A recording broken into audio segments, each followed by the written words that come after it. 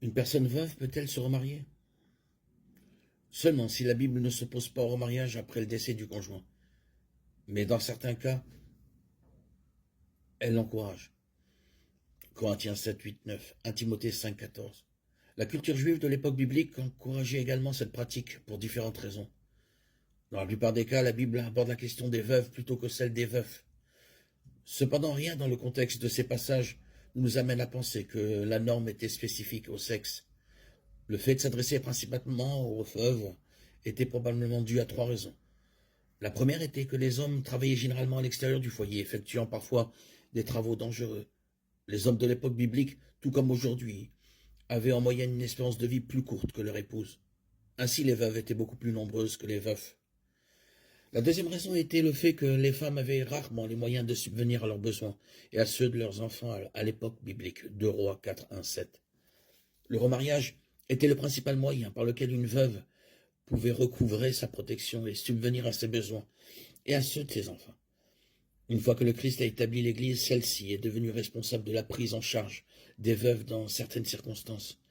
1 Timothée 5, 3, 10.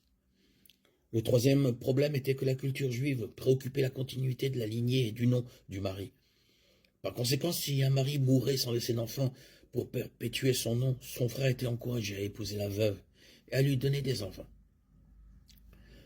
Les autres hommes de la famille avaient également cette possibilité, mais il existait un ordre approprié dans lequel chaque homme avait la possibilité d'assumer ou de transmettre cette responsabilité. Même parmi les prêtres qui devaient suivre une norme plus élevée, le remariage après le décès d'un conjoint était autorisé. Dans le cas des prêtres, c'était à la condition qu'ils n'épousent que la veuve d'un autre prêtre. Ézéchiel 44, 22. Ainsi, sur la base de toutes les instructions bibliques sur le sujet, le remariage après le décès d'un conjoint est autorisé par Dieu. Romains 7, 2, 3 nous dit « Ainsi la loi lie une femme mariée à son mari tant qu'il est en vie. Mais si le mari meurt, elle est dégagée de la loi du mariage. Ainsi, si elle épouse un autre homme du vivant de son mari, elle est appelée adultère. Mais si le mari meurt, elle est dégagée de la loi et n'est pas adultère, même si elle épouse un autre homme.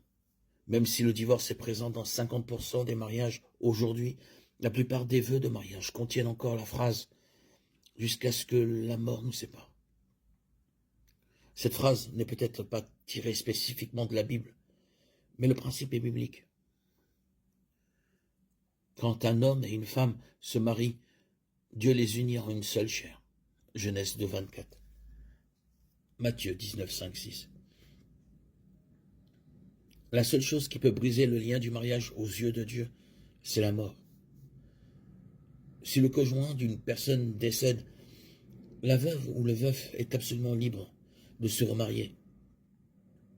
L'apôtre Paul a permis aux veuves de se remarier dans 1 Corinthiens 7, 8, 9 et a encouragé les veuves plus jeunes à se remarier dans 1 Timothée 5, 14. Le remariage après le décès d'un conjoint est absolument autorisé par Dieu.